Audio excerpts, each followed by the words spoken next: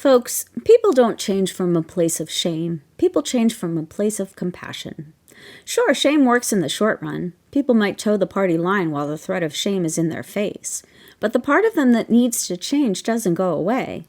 It just waits until no one's around to see it resurface. Everybody's got pain. I'd venture a guess that everybody's got some degree of trauma. Everybody's got feelings that are really hard to stomach and memories that wreak havoc on their bodies to varying degrees. Trauma memories imprint differently than other memories. They're not linear or logical. They don't visit, they haunt. They don't pop up and roll a tape. They bounce around in the body.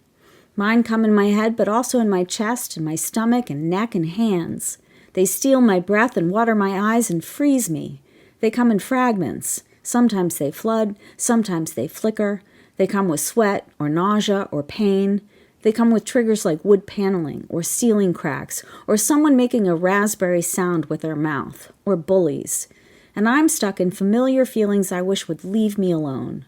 Everybody's got some of that. Everybody's got triggers, whether they know it or not. In a shame-based system, we're taught to buck up, put on a happy face, get it together, don't wallow, don't act a fool, handle it, shame that shit away.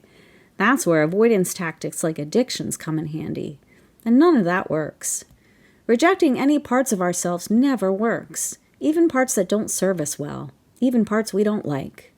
Inevitably, those parts represent some aspect of a coping mechanism, something we developed to save us from pain or harm or confusion. We may be quick to anger because fear wasn't an option.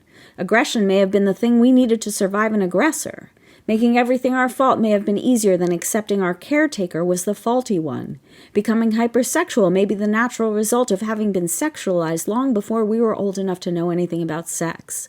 In a shame-based system, we're stuck feeling the brunt of our shame over and over, instead of having the far more appropriate, compassionate response for the part of us that's trying to cope. Sure, some of the ways we cope are objectively worthy of shame. Abusers may cope by abusing. But until the abuser gets in touch with the part of themselves that was abused, ending that shame cycle is far less feasible. In today's society, shame is having a heyday. Shame is being used to terrorize us into submission. That just means people are going to carry their traumas longer. They're going to keep using coping mechanisms that don't serve them.